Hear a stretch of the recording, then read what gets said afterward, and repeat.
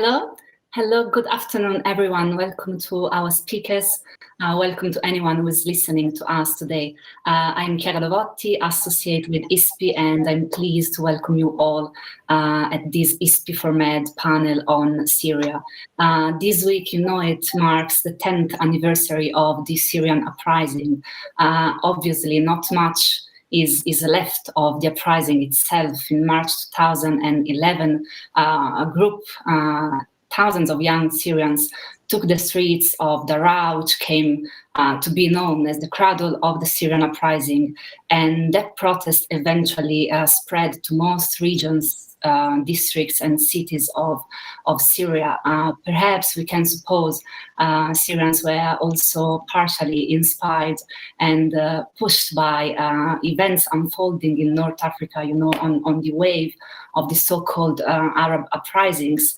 And the Syrians protested against dire economic situation, against corruption within the state institutions and the military, and against the brutalities committed by the Assad regimes. But their protests turned into a nightmare quite quickly.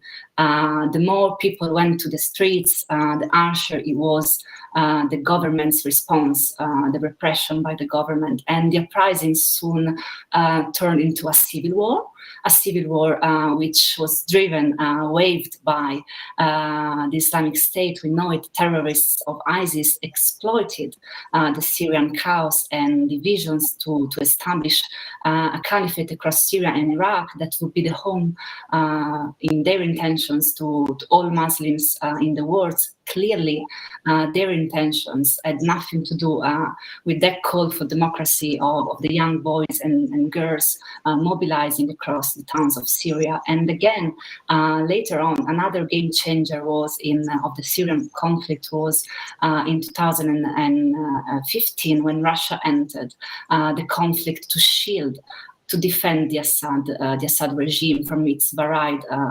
opposition. It entered the conflict alongside other international actors, among which Iran and Turkey, three players with very different interests, very different agendas, but it became perhaps the most determinant ones in shaping the destiny of the Syrian war. So from a popular mobilization to a civil war to an international conflict, the step was short, unfortunately.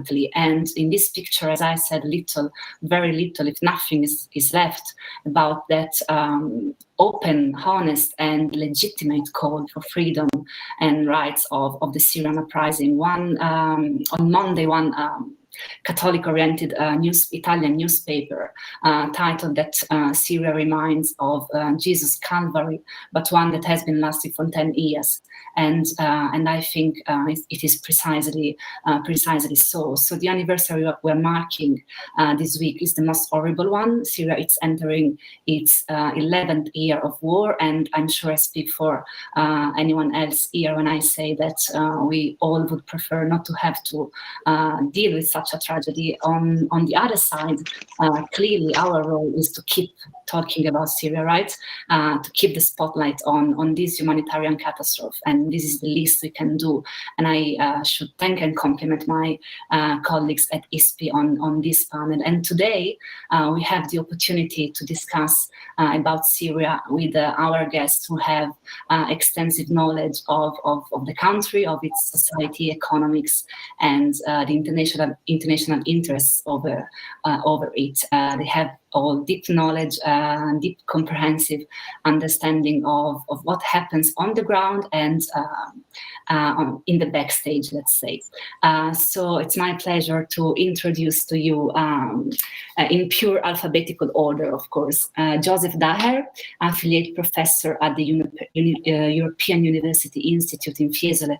Welcome, Joseph. Abdullah Irfan, Senior Advisor and at the Diplomatic Dialogue Department of the Geneva Center for Security Policy. Welcome, Abdullah. Dareen Khalifa, Senior Analyst for Syria at the International Crisis Group. Welcome, Khalifa, as well. And Reem Salahi, Non-Resident Fellow at the Atlantic Council. Welcome, dear Reem. So before starting and plunging into discussion, I should remind that after a few rounds of questions by myself, we will open to interaction with the audience. So please leave your questions in the chat, and I will read them. I know we have a big audience today, so you are a lot of people. I will do my best to collect as many questions as possible and to convey them to our speakers. So with no further hesitation, I will hand it over to Abdullah as the first speaker. And Abdullah, we have said that the conflict has been lasting for years. It has been evolving and changing a lot. Ceasefires have followed one another. Where do we stand now, 10 years after the outbreak of hostilities? Is the Syrian conflict at a standstill, in a deadlock? Most areas, we know it, have been retaken by the Assad regimes, those areas that were lost to the hands of the rebels. Some others are not. What are the prospects, especially for the resolution of the Idlib issue? Can you give us a picture or a sense of the security landscape in Syria as of today? Thank you, Abdullah. Well, thank you very much, Chiara, and also thanks to my colleagues on the panel, Dareen and Joseph and Reem. I look forward to learn a lot from you. I also look forward to get some questions from the generous audience here. Syria, after 10 years, what a difficult question to answer. I will do my best, and I will hand the cup to the rest of my colleagues as quick as I can. Looking into the indicators, Syria, we have many wounds. They're not bleeding, but they're still open, and this is the dilemma with everything. It is a conflict that is witnessing much lower levels of violence, but the real issues are still there. The government managed to overcome the defeats that has been taking place in 2011 till 15, thanks to the support of the Russian forces, but still the government is not controlling all over Syria. Around 65%, and the rest is distributed between different players, mainly in the northeast and the northwest.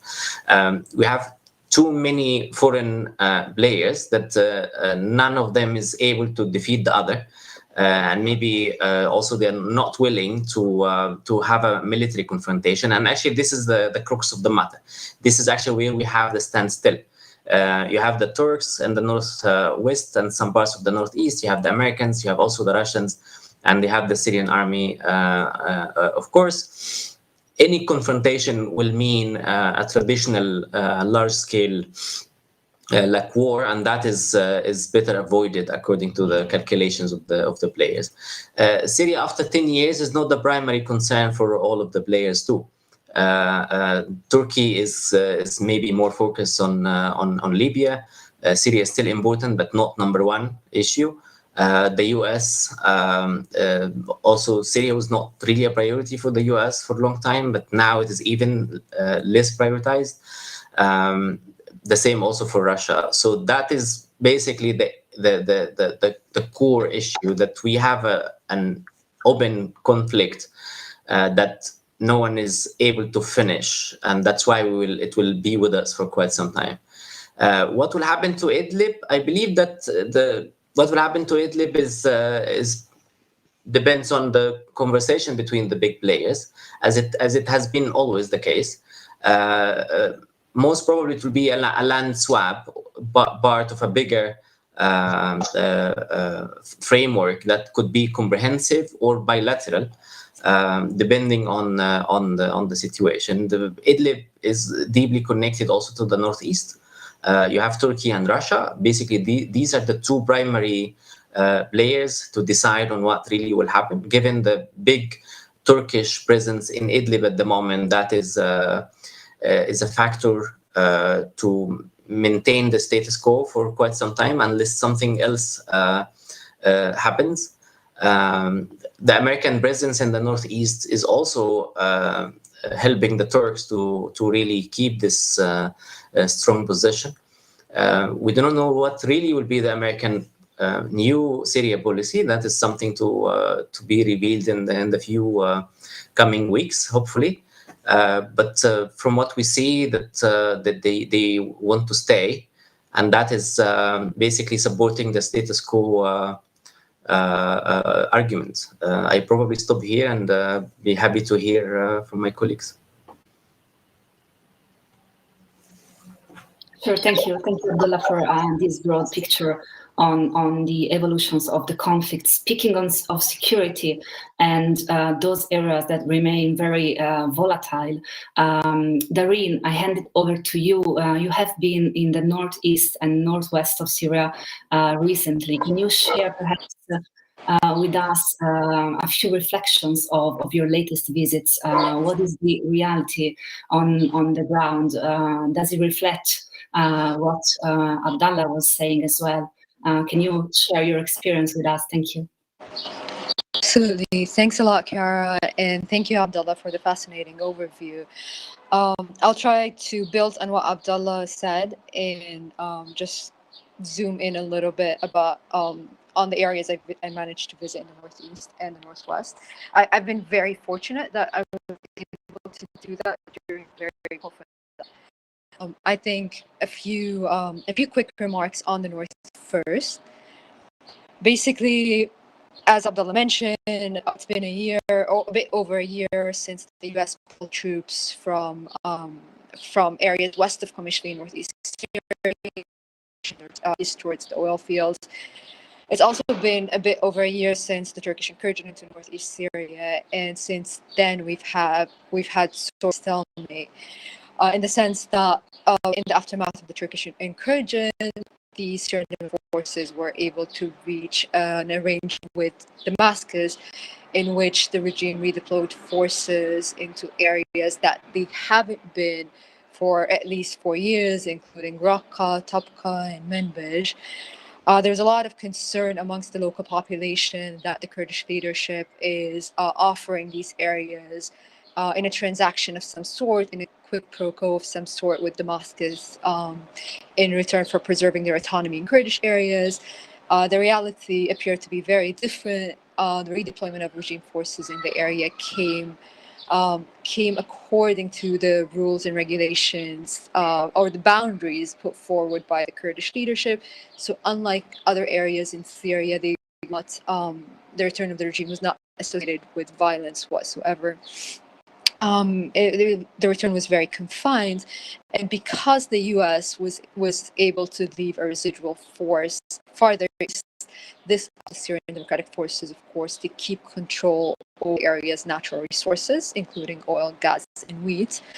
And this gave them a lot of leverage in both negotiations with Damascus, but also it allowed them to extract, use the resources to generate income, pay salaries for their military and civil administration. This was it was crucial for them to maintain the upper hand over security and governance. So we haven't seen defections at all from the SDF. On the contrary, because of the deteriorating economic situation in government-held areas, we are seeing a lot of defection coming from government areas to the northeast. So state employees, teachers, doctors, even fighters are defecting from or leaving their positions with the government and going to work with the SDF. So it was really remarkable to see that. I was able to visit Raqqa, and it was really, for me, remarkable because I was able to visit the city right after it was captured from ISIS in 2017, and it was a ghost town. Every single building was destroyed.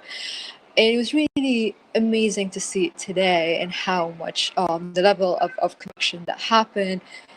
Over 70% of the city, the administration extended water and electricity over 70% of the city. it's really become a hub in a market. It's bustling, and very little ISIS activities, hardly any left. So it's quite secure. People feel secure. I felt secure enough to walk in the streets and like sit in coffee shops. So it really is fascinating to see like how little investment from the US and the international coalition really paid off in terms of security and stability of these areas. Now, big picture, taking a step back and looking at the bigger picture of the future of the Northeast, I had several conversations with the SDF leadership about that. And for me, what was noticeable is that there is consensus within the leadership that there is a need to de-escalate with Turkey. There is a need to find a detente of some sort with Turkey. However, there is, of course, a disagreement on how to pursue that. So there's one camp within the SDF that sees that the best way forward is via Syria, is to find a detente between northeast Syria and Turkey directly. And then you have another camp within the SDF that still thinks that there needs to be an answer to the broader Kurdish-Turkish question, which would include northern Iraq and southeast Turkey as well. So they look at it from a PKK Turkey angle. And despite that disagreement, as I said, there is no disagreement that there's just a need to pursue that de-escalation one way or another.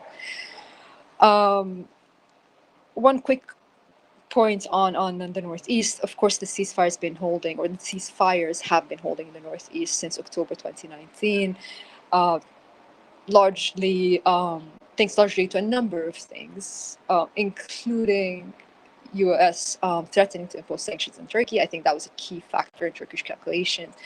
But I worry about the ceasefire. I worry because increasingly Turkish officials have been saying that they preserve the right to respond to attacks emanating from northeast Syria on Turkish-controlled parts of Syria.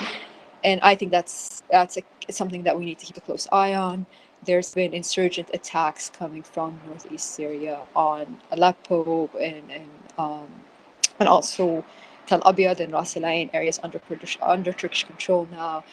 And I think these attacks have the potential to pursue an escalatory cycle of violence. And there is a chance that Turkey might react or respond to these attacks in an aggressive way. So that's that on the Northeast. Quickly on the Northwest, and I know I don't have much time, and it's a very complex issue, hard to summarize in a few minutes. But thankfully, the ceasefire has been holding since March of last year. It's been holding longer than a lot of us have anticipated. That, of course, it goes thanks to Turkish military deterrence. That's been significant, yet it is unclear how efficient it would be on the long haul to maintain the ceasefire and to also address the broader jihadist question in Idlib, be it the HTS question or other Al-Qaeda offshoots operating in Idlib.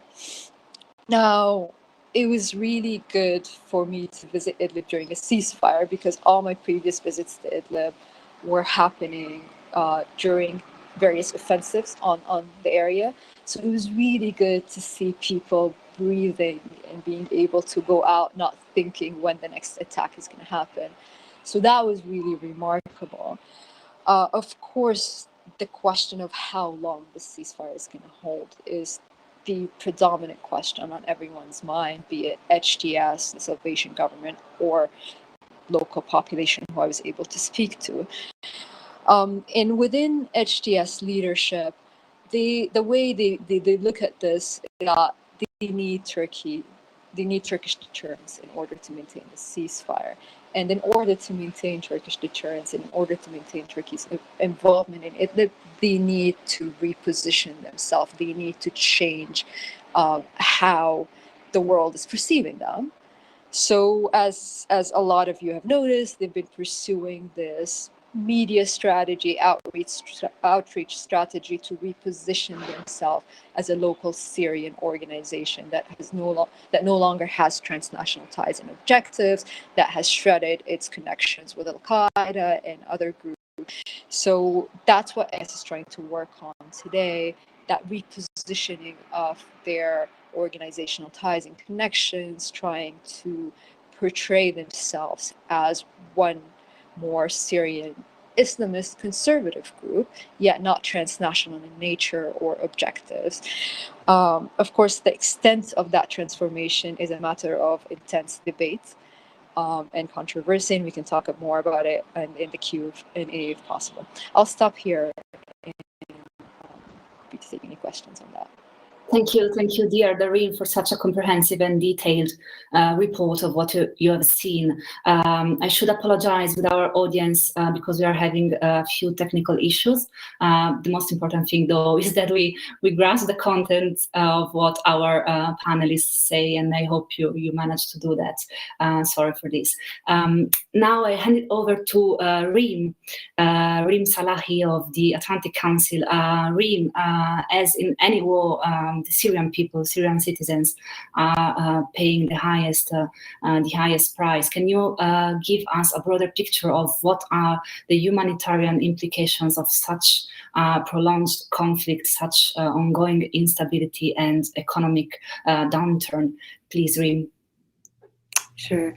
Thank you so much for the invitation to speak on this panel. To address the question, I think, I want to touch upon a few days ago, Geir Peterson, the UN Special Envoy, he stated that Syria will, quote, likely go down as one of the darkest chapters in recent history, with Syrians being the greatest victims of this century. And definitely, even though the numbers, we're pretty much very familiar with the numbers at this point after 10 years, when you stop and think about it, the numbers are, and the humanitarian consequences are extremely staggering. The Syrian conflict has undoubtedly been the deadliest in modern history.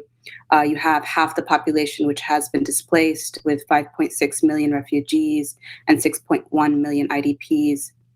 You have over 100,000 persons that have been disappeared or gone missing. It is estimated that around 500,000 persons have been killed in the conflict, but in reality, the real number is unknown, since the UN stopped counting years ago and has admitted that it is virtually impossible to verify the number of dead. You have a lot of the country, including agricultural land, that has been destroyed, either burnt or bombarded. And on top of this, on top of the death toll, the displacement, the missing and disappeared, we now have an incredible economic crisis impacting Syria of unprecedented scales. The Syrian lira has been dropping drastically, but this past year it's been devalued almost unprecedentedly. Whereas in the beginning, prior to the start of the conflict in 2011, the dollar was around 50 liras. And only just a year ago, it was 1,200 liras to the dollar. As of yesterday, it reached 4,600 liras to the dollar, with losing its value on a daily and sometimes hourly basis.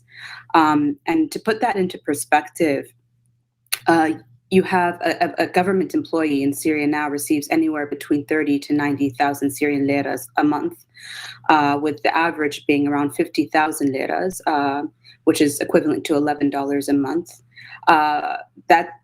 Beforehand, prior to 2011, the numbers that there would be no way that you'd have an employee that would be receiving $11 or at best $20 a month. But on the other hand, you have food items that have risen by 247%. And if we were to translate food prices to a dollar standard of living, for example, if an average paid employee made about $4,000 a month, 1 kilogram of beef, based on the prices in Syria, would be equivalent to around $800.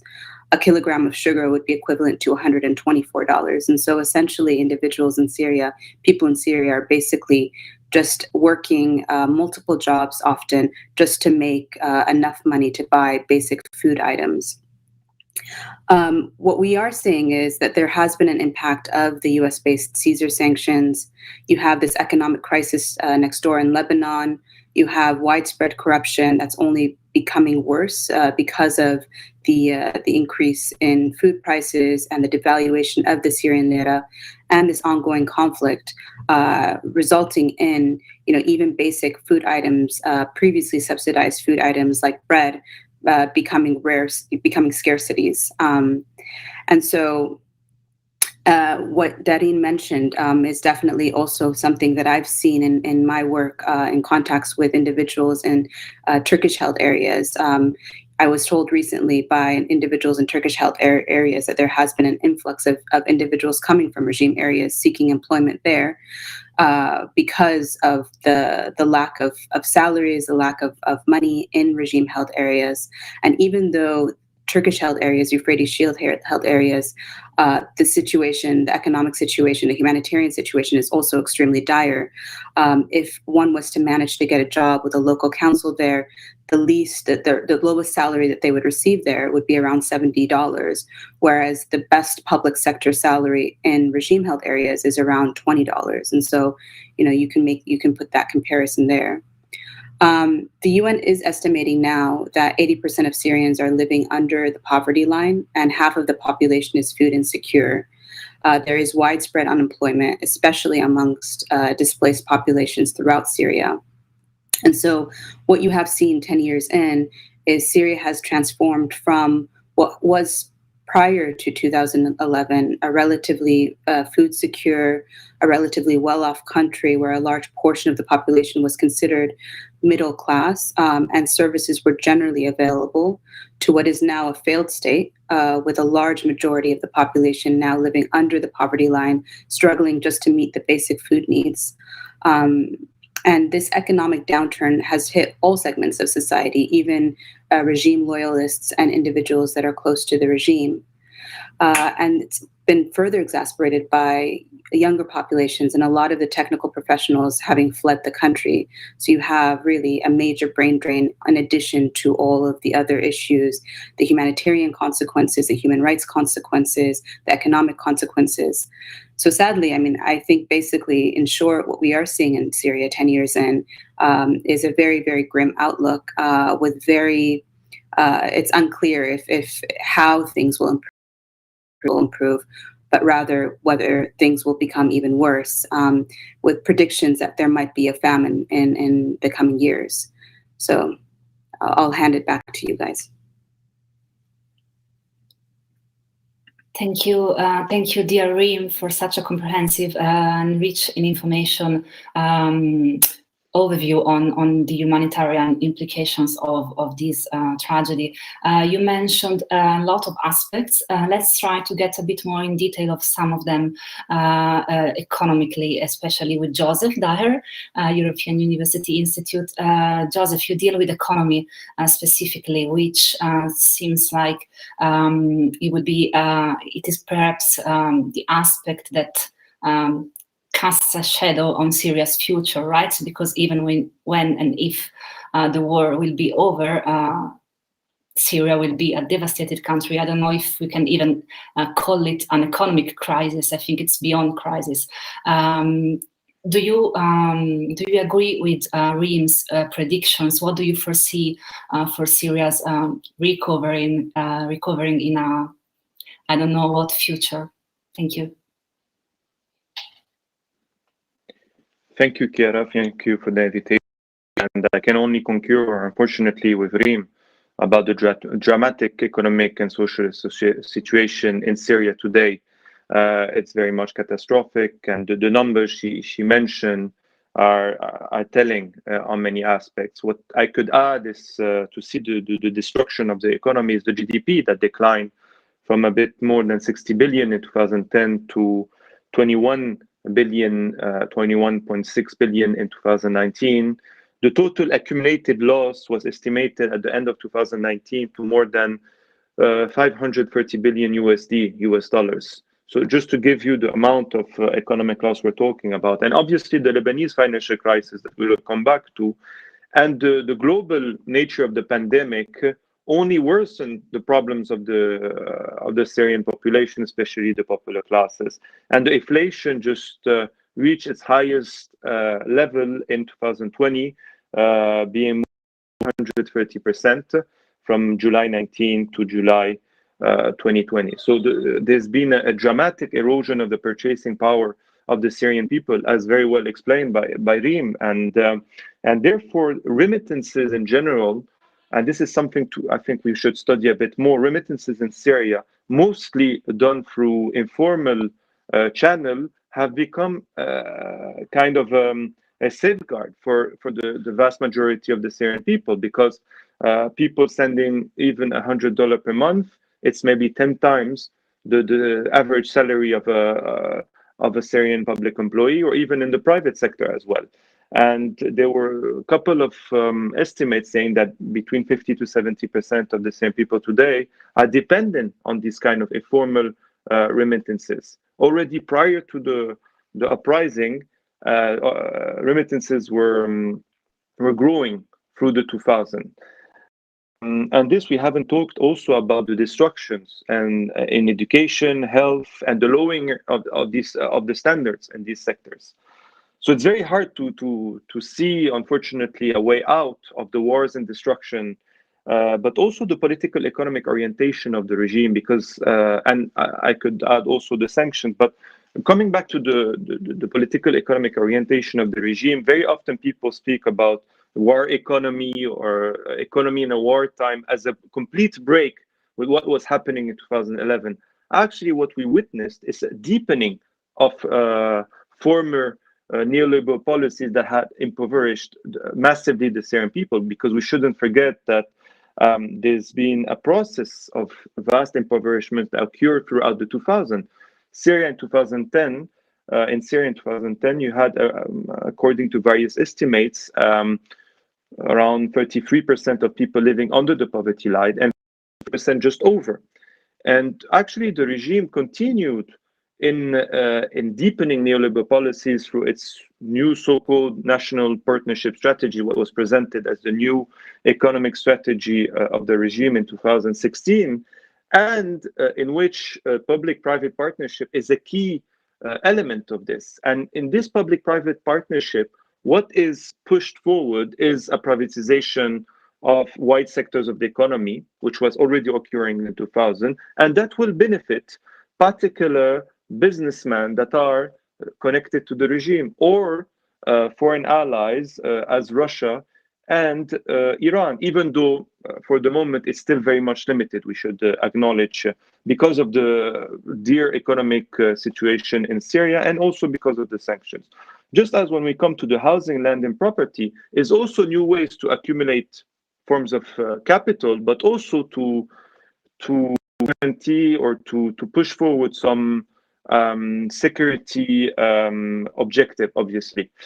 And therefore, what we witness today of the Syrian economy is that the productive sectors of the economy have been even more hit than prior to 2010. And it was already, the importance in the Syrian economy were diminishing.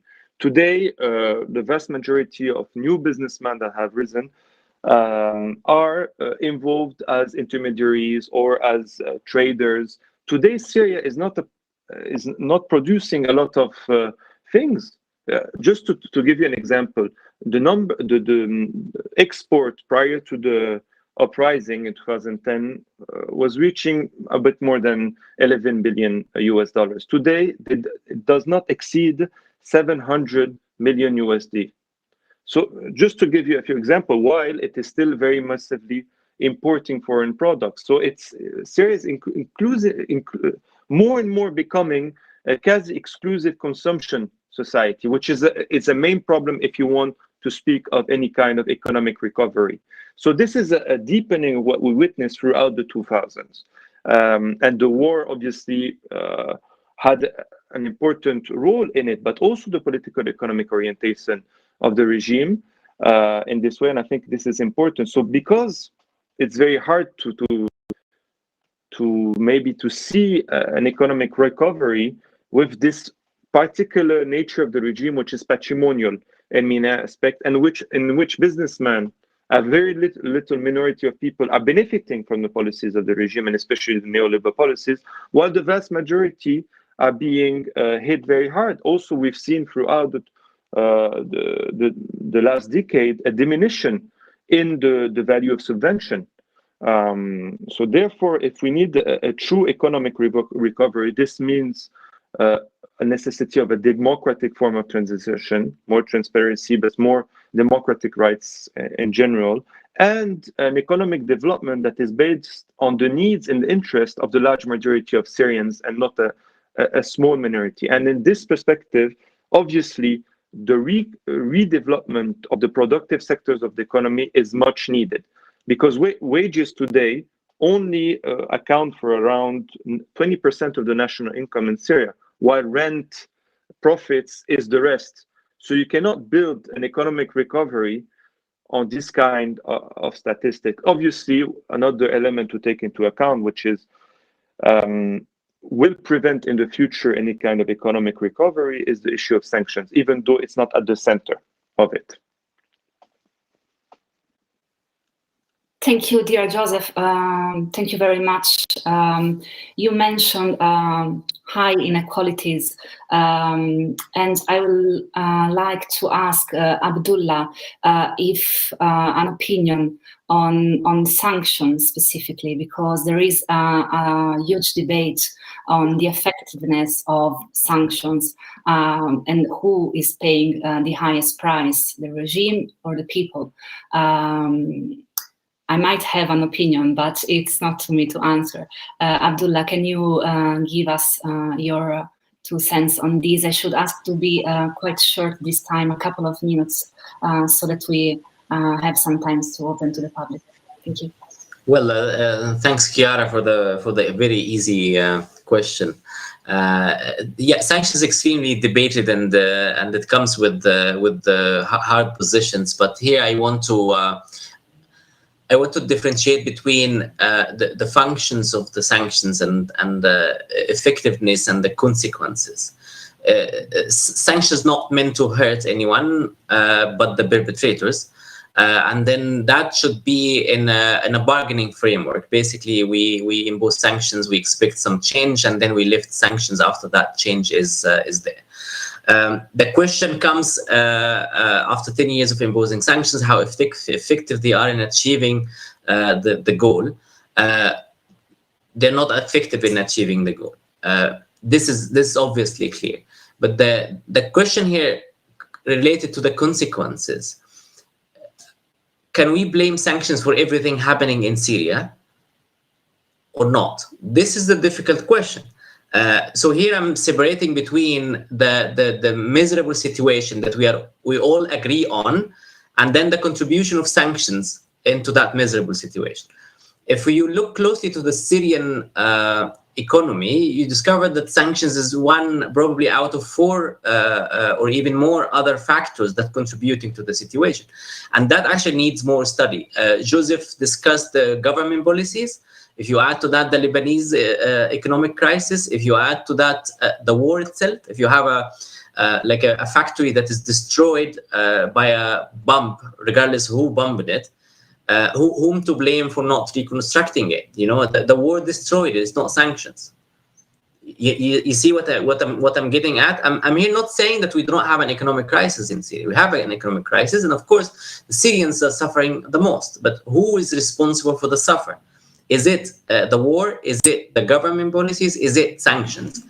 Or the Lebanese economic crisis? This is something is totally unclear to researchers and, of course, to policymakers. The last point is, if sanctions effect is unclear, of course, lifting it, I mean, the consequences or the impact of lifting it will also be unclear. So if we lift sanctions tomorrow, Joseph maybe can answer that. You think that the situation will be significantly better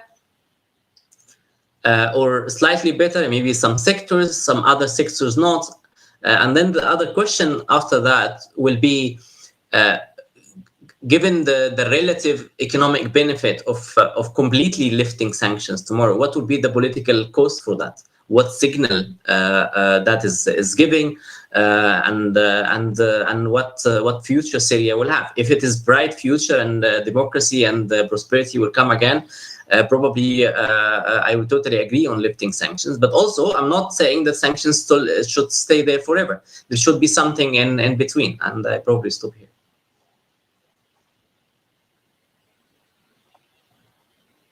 Thank you, Abdallah. Thank you very much for your answer. Sure, this is a huge topic lot of debates on it, and no easy answers inside. I will give an opportunity to Joseph to answer later if he wishes. Now I will turn to Darine. It has been mentioned, of course, Russia. Russia has intervened back 6 years ago almost, and it has changed the fate of the Syrian conflict, right? What assessment can we make of 6 years Russian campaign in Syria? You mentioned the role of international players before and how sometimes they do not correspond to concrete achievements, improvements in terms of security in the ground. Would you like to elaborate a bit on that? And also concerning Turkey, if you which is more active in the areas that you have visited recently, 10 years on, what is driving Turkey's involvement in Syria? Please, Darine, 2-3 minutes. Thank you. Sure. Okay, let me start by the latter part of your question. On Turkey, so Turkey today is the main enabler of the ceasefire in Idlib. It's also the main potential spoiler of the ceasefire in the northeast. So as you said, it is the key actor in northern Syria. It is the Turkish policy is driven primarily by security concerns. It sees northern Syria as a national security concern. It sees Idlib as a major national security concern. The way Ankara looks at Idlib is a potential wave of refugees coming their way. So their entire military investment in Idlib is driven by the fact that they don't think they can absorb more refugees. Turkey already has over 4 million refugees. There's consensus along the political spectrum in Ankara that the country can't take or absorb anymore coming their way from Idlib. Now, similarly, they look at the northeast as a national security concern, however, for different reasons. Of course, they see the YPG, the backbone of the Syrian Democratic Forces, the key fighting force within the Syrian Democratic Forces, as an extension of a Kurdish militant group, the PKK, which has been fighting an insurgency in Turkey for the last 40 years. And so for them, Northeast Syria and American protection offered to the YPG and to the SDF offers their mortal enemy an ability to create what for them looks like a statelet south of their border, and it is something that they are adamantly working to ensure is not sustainable. So to conclude, northern Syria, or Syria right for Turkey now, is a national security concern, and everything they're doing in northern Syria is driven by that. Now to Russia, a more complicated player in Syria. Of course, Russia's strategy has been quite successful. They managed to restore Assad's grip and control. So, and on that front, they were quite successful. Of course, they inserted themselves as a key player politically and militarily in Syria, which is a huge success.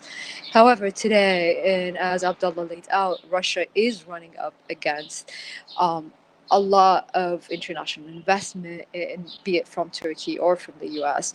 So I think in the next few years, Russia is going to be facing some complications and a bit of a conundrum, to use the title of this panel, in the sense that the Reconquista strategy is running up against really a lot of investment.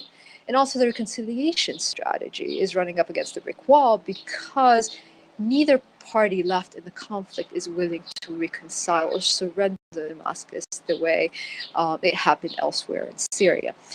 A third problem Russia is going to be facing is lack of Western reconstruction money. I think there was a widespread belief in Moscow that if there would be a push in the political process of some sort, an inconsequential meeting to discuss the Constitutional Committee, that would be a stepping stone towards easing in Western reconstruction money. Of course, they are gradually and increasingly realizing that Western reconstruction money is not going to come to Syria anytime soon, not without concrete changes in the regime that I don't think Russia is going to be able or willing to deliver on. So that's huge. Also on a number of other things, including sanction reversal or normalization with Damascus, even if some Western countries see the value in normalizing with Damascus or see the value in reversing sanctions for humanitarian reasons, I think the political cost of that is incredibly high and is not going to be happening anytime soon for a number of reasons that we can get into. So all these things combined, I think, offer a lot of complications for Russian presence in Syria and for their overall strategy in Syria, and it is something that they're going to have to grapple with in the next few years. Back to you, Kiara. Thank you, Darine. Totally agree with you. The question now about Russia is what is next? What is the next phase you wish to implement? Reem, Joseph was mentioning this. At the end of the day, everything is connected, and any achievement and improvement in terms of economics as well is connected to improvements on the political stage.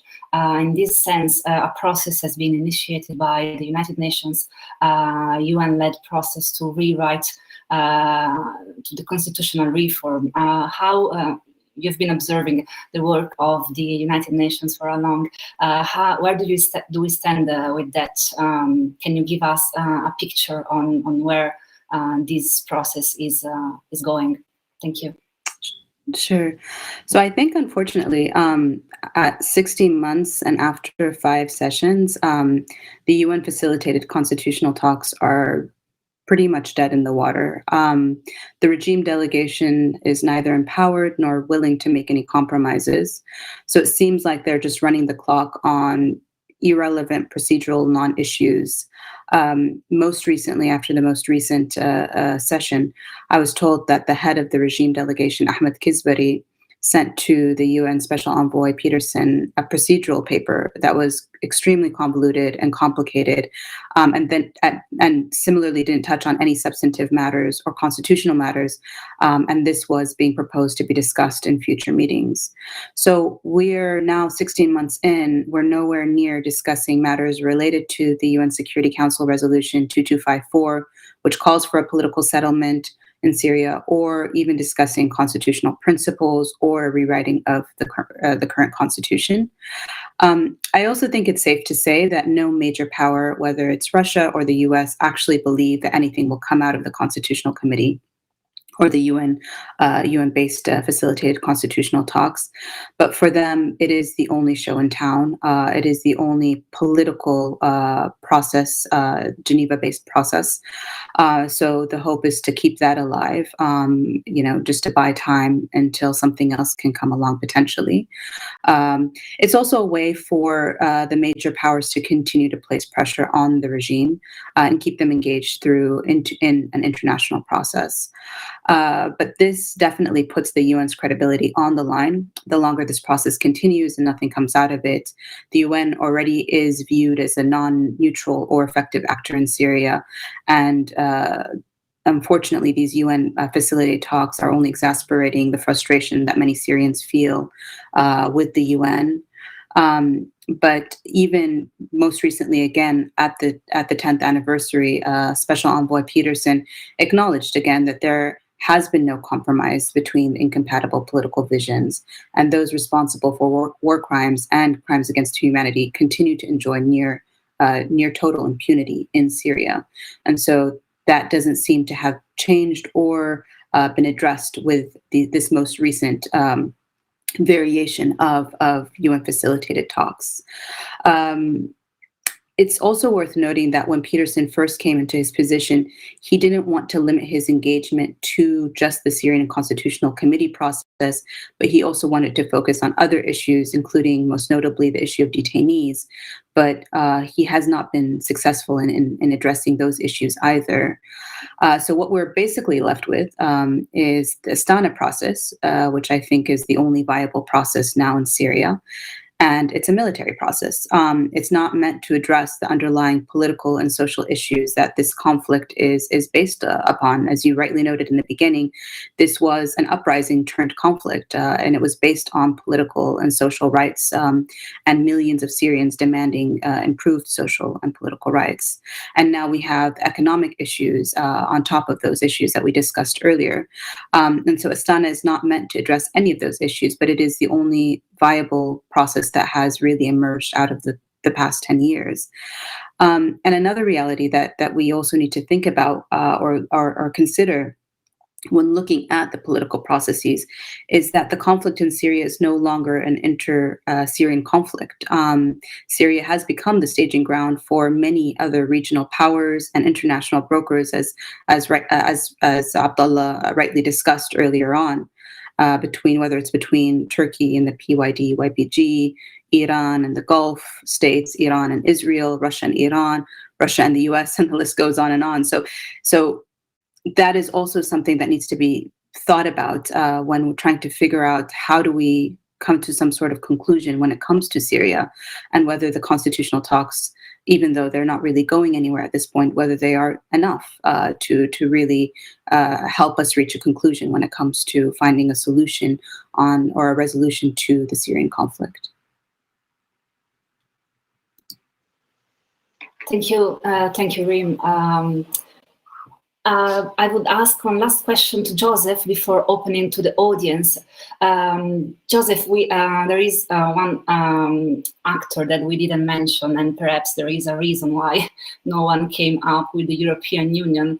In terms of the reconstruction business, which is one of the challenges ahead of for Syria in the next years, what do you think that could be the role of the European Union, meaning both the supranational body and European governments, if there is any wish to contribute to Syria's reconstruction? Because that is, of course, a very much politically charged question, but it's also a question that we cannot ignore.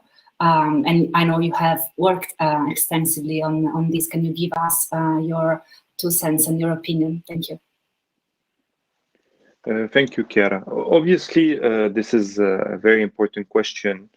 The problem is that, first of all, is the issue of the Syria sanction that prevents, on many aspects, the European Union to going forward regarding any kind of reconstruction project in Syria. Because as I recall, would like to remind everyone that the Syria sanctions target anyone directly or indirectly that would help in a reconstruction process in Syria, basically. And just to come back maybe on the issue of sanctions, to make clear my opinion on this, it's not about no sanctions or full sanctions. It's about what kind of sanctions we're talking about. Obviously, the sanctions targeting, institutions, individuals that have committed war against humanity must continue. And what we're witnessing in Germany and other countries of Europe, this is very good. And I think the European Union, this is one of the things they could push forward. But when we come to the more general system of sanctions, this is problematic because it's affecting not directly the regime, and very often businessmen connected to the regime can bypass these sanctions. They have the abilities through smuggling networks, through their own kind of security services network, but this kind of sanctions, which is affecting the population of Syria, the productive sectors of Syria, manufacturing and agriculture, and the humanitarian work. For example, we're talking about the sanctions. One of the things that the European Union could do, but again, it's very difficult because the Caesar sanction has this ability. It's similar very much to the Iranian sanctions. Therefore, you have, for example, Caesar sanction deepening the problem when it comes to transfers of money through humanitarian organization to Syria. And we even saw, a couple of European closing the bank accounts of NGOs working on Syria, whether being Syrian or not, or French, British, etc., they had the bank accounts basically closed by the financial institution because of the risking process, because of the fear of falling under US sanctions. So this, and this is very well documented. At the same time, the general sanctions, and obviously Caesar sanctions have deepened these kind of problems, are affecting humanitarian work on the ground. I know a certain amount of INGOs, NGOs, unable to have access to the transfer of money they have in their bank account in Europe, for example. Or the money is not coming in. The banks in Europe don't want to send to Syria because of the fear of falling under US sanctions and OFAC sanctions, etc., and putting, a danger programs on the ground that are delivering assistance to Syrians. And even INGO had to diminish the number of employees because of these kind of sanctions. When it comes to reconstruction, I think, again, it's not about supporting any kind of reconstruction process that is promoted by the Syrian government, which is very much based basically on luxurious real estate construction. If we look at Marota city for the moment, so it's very much for particular sectors of the Syrian society, but it should be targeting, the people that suffered from the wars. And again, to say, I think it is all these kind of reasons, whether it be wars and destruction, economic policies of the regime, and sanctions that are putting, the catastrophic economic situation today in Syria. But I think for the European Union, what could be thought is a framework of condition for international funding, where you have a participation of the local people, of the IDPs and the refugees in a possible construction plans, where you have transparent budgets, effective respect for workers' rights, and further conditions preventing or limiting the use of such funds for regime or businessmen connected to the regime. And we've seen this kind of problem already in humanitarian assistance. Obviously, this should be done on a micro project. I'm not talking about, big project, but this could be a show of flexibility, I think. But again, this is very complicated because of the current political situation. But I think if we show a bit of flexibility and target a very small project at the beginning, for example, the reconstruction of a particular neighborhood, etc., these are ideas that we could put forward. Obviously, I'm in support as well for the European Union of continuing the support for local initiatives, NGOs, that are acting in Syria, that are independent, or in neighboring countries. I think this is very important. Also, maybe assisting in particular programs for economic recovery, targeting more especially productive sectors of the economy or empowerment of women. I think this is very important issues to continue.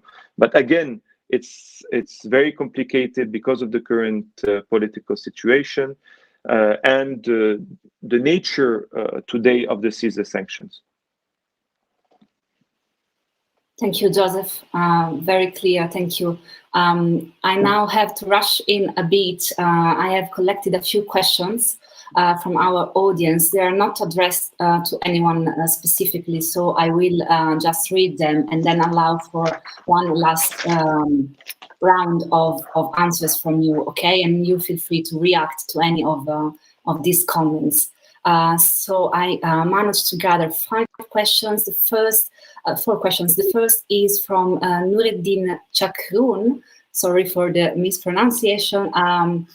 Nureddin is asking about the rumors about the reintegration of Syria into the Arab League, and from that into progressive reintegration into the international community. And Nureddin is asking, to what extent do you assess that this scenario is possible without a regime change? Then someone else with no name is asking about supposing that the international key players will reach any kind of arrangement for the Syrian political future. Will the Syrians accept this, and will the Syrian accept to be ruled again by Bashar al-Assad? So somehow related to the first one as well. Third question, what steps are currently being taken to seek justice for the victims of the war? And to this, I would like to abuse my position as a chair to ask Darine specifically about, on the other side, the perpetrators. Darine has worked as well on social issues of the Syrian conflict. what about the ISIS former fighters that have been released from detention facilities and that will have to reintegrate into Syria's fragile, devastated society? And finally, Fabrizio Eva is asking for a bit more of elaboration on the Kurdish issue and the Rojava. I will repeat the same order as before. So starting from Abdullah. Abdullah, if you want to react to any of these comments, you are free to do that, please. Actually, no. I would like to thank the audience for their very interesting questions, and I believe that my colleagues are better suited to address them. Thank you, dear. We have a few minutes, so I appreciate. So the next one should be Dareen, if I'm not mistaken. All right, so let me get the question on the ISIS returnees. So, I mean, in the process, in the war against ISIS, and the process of recapturing areas by the Syrian Democratic Forces, large number of ISIS fighters were detained by the Syrian Democratic Forces, and thousands of associated family members were put in detention facilities or detention camps. So early on, I had a conversation with the Kurdish leadership back in 2017, and they made it really clear that their strategy is going to be a very lenient one. So they're going to issue as many amnesties as they possibly can in return for pledging of allegiance, if I may say. So entire towns and villages were given amnesties despite being part of members of ISIS or the ISIS bureaucracy. So they were either fighters or taking part in ISIS in different ways. And this strategy really was a way to avoid antagonizing the local population. The Kurdish leadership realized that they're the minority. They don't want vendettas with the majority Arab tribal communities. So they thought the best way forward is to issue these amnesties and just keep them closer to them. So that's exactly what happened. They released hundreds of people, some of which were incorporated in the Syrian Democratic Forces. So they were given a chance to become members of the Syrian Democratic Forces and be on their payroll. And that was a way to keep an eye on them. And then afterwards, after the last battle against ISIS in Hajin and Baghuz, the numbers just increased in a way that was very significant, and it was also beyond the capacity of the SDF to contain. So they, again, said, we are going to keep the families in camps, but the plan is to gradually release them based on tribal deals. So tribal members would go to the SDF leadership, ask them for a list of names, and then the SDF would release these names under the auspices or under the protection of tribal communities, which they gave it the name of a tribal reconciliation. However, there wasn't really a reconciliation process in place, let alone a rehabilitation one. So what has been happening is that they've been releasing large numbers of people because they're just stretched thin and they don't have the capacity to keep them in these detention facilities. But there isn't a clear strategy to rehabilitate these people. So they're becoming increasingly a burden on the local population, who are prepared to receive them, but are also economically impoverished themselves and incapable of containing such a responsibility. So it really is a dilemma, because keeping these people in makeshift detention facilities is a sustainable solution. It's not something that SDF has the resources to do, but also releasing them in numbers puts a huge burden on the local population. So it's really a major problem in the Northeast, and it's something I think requires a lot of international attention and support. There's been a lot of attention to the issue of internationals, but I'm glad you asked about the Syrians specifically, because this is a completely overlooked issue, and it is something that we can't count on one faction to be able to resolve unilaterally. Thank you, Dareen. Reem, do you also want to react? the comments? Sure. So I'll just very briefly discuss as far as the question on what steps have been taken for justice for victims.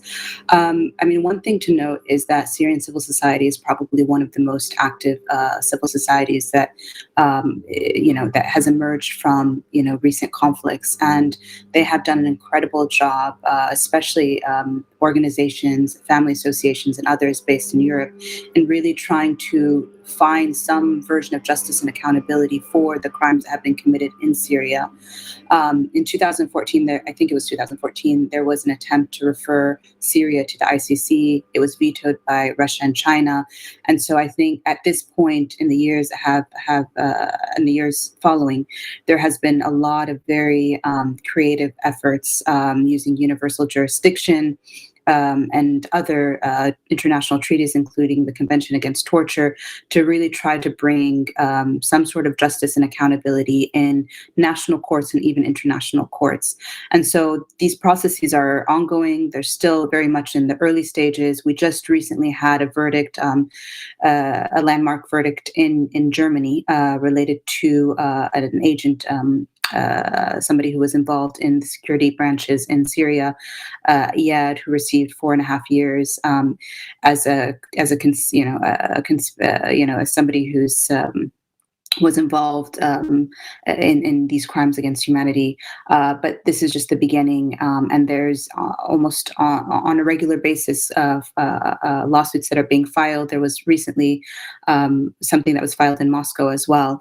And so there have been a lot of attempts to use national courts through universal jurisdictions and other mechanisms, treaty-based mechanisms, to try to achieve justice for victims of the war. But there's a lot more that needs to be done, just because of the scale of human rights violations that have emerged in the last 10 years. And if I could just very briefly note the question on whether Syrians will accept being ruled again by Bashar al-Assad. I mean, the reality is that the regime at this point is using the more the economic situation and the lack of the lack of services that it's able to provide to the population, the more repressive its tactics have become. And so it's not so much a willingness, but at this point, a lack of ability to defy the regime that is forcing individuals to stay silent. But the question really is, for how much longer, when the very basic necessities of life are no longer available to Syrians? When will Syrians stay quiet, or will it cause another uprising, but this time, rather than uprising for social and political rights, just an uprising for basic livelihood to survive? And so I think that's something that needs to be taken into consideration when thinking about an ultimate resolution to this conflict. And I'll hand it over to my other colleagues. Thank you, Reem. Thank you so much. Totally agree with you. For how longer can the Syrians remain silent and accept this? We know actually mobilization and protests have already occurred last summer, for instance. So showing that this, the result we are going through, is not a sustainable one. Joseph, you have the last word, I guess. Okay, thank you very much. I would just like to add on what Reem said. I think it's absolutely key to have transitional justice and accountability. We have a neighbor that is Lebanon that has the worst case. There has been no accountability, and therefore you can see that the warlords continue to rule the country, and you can see the result. And unfortunately, I think this might happen in the case of Syria. So what is happening in Europe and what was mentioned is very important. I think the problem is not about accepting or not the regime. It's about Syrians, and has been mentioned before, have no kind of role in the decision-making today of the future of Syria. For the vast majority, even basically on the regime side, it's foreign powers deciding on many aspects for the future of Syrians, and this is very problematic. And as you were saying, Chiara, we've witnessed increasingly social protests since a year in various areas, in former opposition-held areas, and it's still occurring, for example, in Dar'a, but also in Rif Dimashq in Damascus province. But we also witnessed it in regions that are considered more loyalist, like coastal areas, and increasing forms of criticism against the regime. And the regime has lots of difficulty to reimpose a form of passage hegemony. on its territories it controls. But the problem is that these social protests are very much isolated one from the other, no connection, and there's no political alternative today. The opposition is considered as bad or as corrupted on many aspects, or what we witness from various of the opposition. And again, I think when we talk about accountability and crimes, everyone should be targeted, and the opposition has committed crimes on this aspect, and we shouldn't forget it. But this is the real problem, where you can protest, but what kind of alternative can you give to the people? And I will finish on this because no one talked about, or there's this question, the Kurdish issue. This is very much, I think, a symbol of the problem of large sectors of the Syrian opposition. The Syrian opposition, the Syrian regime has the similar position when it comes to the Kurdish issue, very much an heritage of Arab nationalist, exclusive form of identity. And therefore, I, for example, support a form of self-determination, which does not mean separation. It means that you build a new Syria where you don't have a form of supremacist ethnic identity, Arabism, and which all the Syrians are inclusive. And I think this is very much a symbol. If we don't go forward from this, and it also needs a socio-economic, inclusive kind of political program that is today lacking. So I think we're unfortunately entering a form of continuous instability for the regime, but it needs much more than this to defy it on a larger level, I would say. Thank you, Joseph, for being brief and touching on these issues, the Kurdish issue, and as you say, the lack of alternatives, perhaps one of the biggest overarching problems. Now we should really close. I wish to thank you, our guests, our audience, for their contribution and for being so patient. We ran over time. I do apologize about that. Thank you to everyone, and I hope we will be able to meet soon, keep talking about Syria, hopefully in person and not on Zoom. Thank you very much on behalf of ISPI and the Rome Dialogues. Thank you.